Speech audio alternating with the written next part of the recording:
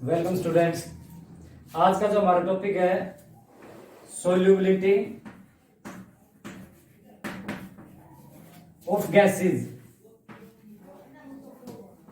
In liquid.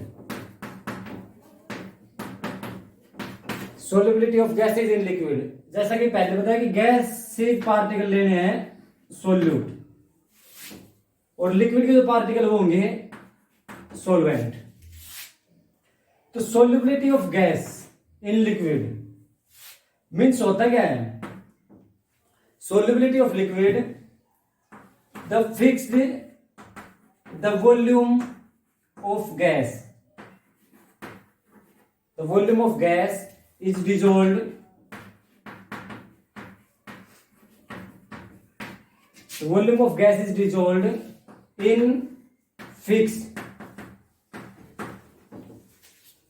volume of gas या volume of solvent. The volume of a gas, solid particle लेने हैं, is dissolved in a fixed volume of solvent. Solvent के जो particle ले रहे हैं liquid particle at fixed temperature when the solution becomes saturated. It's called solubility of gas in liquid. Saturated solution पहले वाले video में बताए थे। तो सोल्यूबिलिटी ऑफ गैस होता है कि किसी गैस को डिजोल्व कराना है किसके अंदर? फिक्स्ड वॉल्यूम ऑफ सोलवेंट या किसी लिक्विड के अंदर। अब बताए थे the factors which are affecting the solubility of gas in liquid. अब फैक्टर बताए थे, फर्स्ट था nature of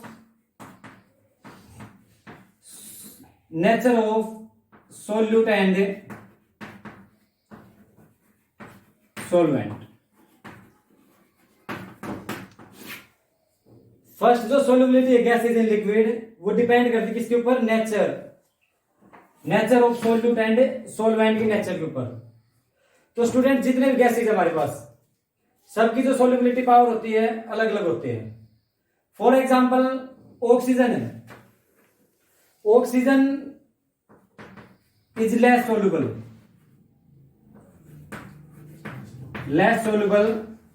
in water, whereas अगर पानी के अंदर डिजोल्व करा किसको? Ammonia gas NH3 is more soluble in water।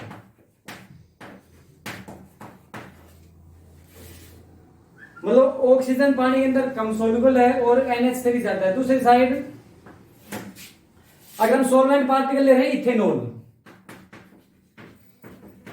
Ethanol है सोलवेंट पार्टिकल, तो इथेनॉल के अंदर ऑक्सीजन जो होगा वो होगा मोर सोल्यूबल और दूसरा जो NH3 है वो होगा लेस सोल्यूबल।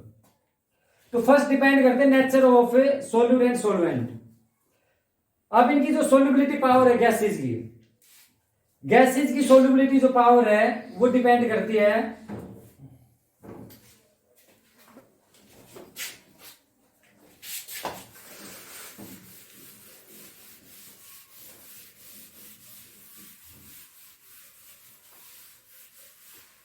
जो सोल्यूबिलिटी पावर है वो डिपेंड करती है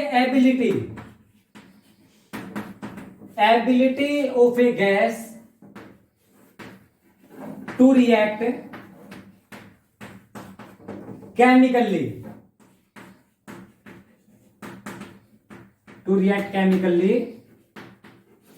with liquid। जो किसी लिक्विड के साथ फास्ट रिएक्शन करेगी वो हाईली सोल्यूबल होगी, जो स्लो रिएक्शन करेगी वो लेस सोल्यूबल होगी। स्टूडेंट जो सेकंड जो फैक्टर है वो हमारा temperature.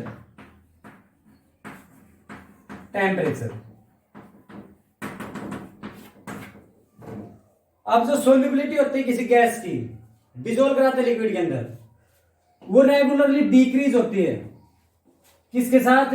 With increase in temperature. Temperature rise होगा, टेम्परेचर बढ़ेगा, सोल्यूबिलिटी डिक्रीज होगी। बिकॉज जितनी भी रिएक्शन होती है सारे के सारे रिएक्शंस होती है exothermic. Exothermic reactions, exothermic reactions पहले वाले वीडियो में बताई थी। अब जिन्हें नहीं पता, एक्सोथर्मिक रिएक्शंस होती क्या है? In which heat is evolve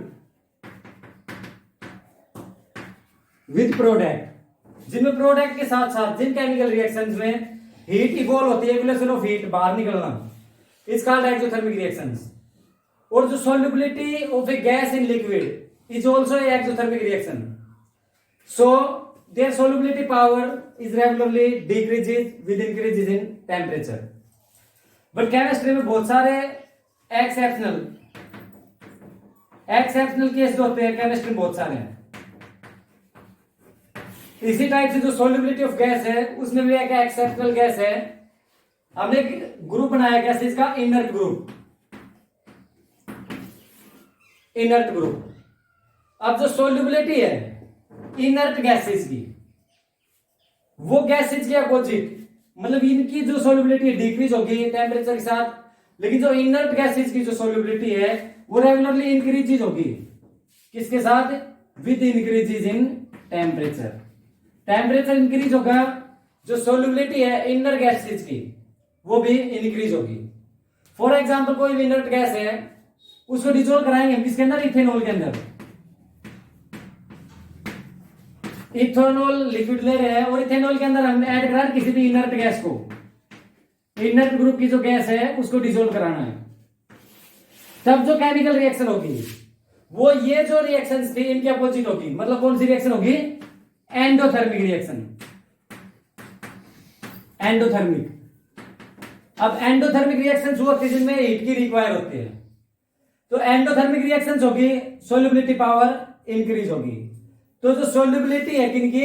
inert group के गैसेस की, वो इंक्रीज होती है किसके साथ साथ? टेम्परेचर के साथ साथ।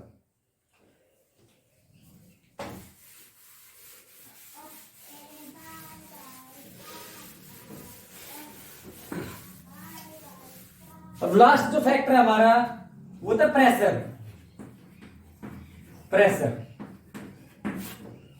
तो जो गैसेज होती है भाई, जो हम यूज कर रहे हैं कोल्ड ड्रिंक्स के अंदर, जो गैस होती है हाईली प्रेशर से, मतलब ये हमारे पास कोई कंटेनर है, इनके अंदर ये लिक्विड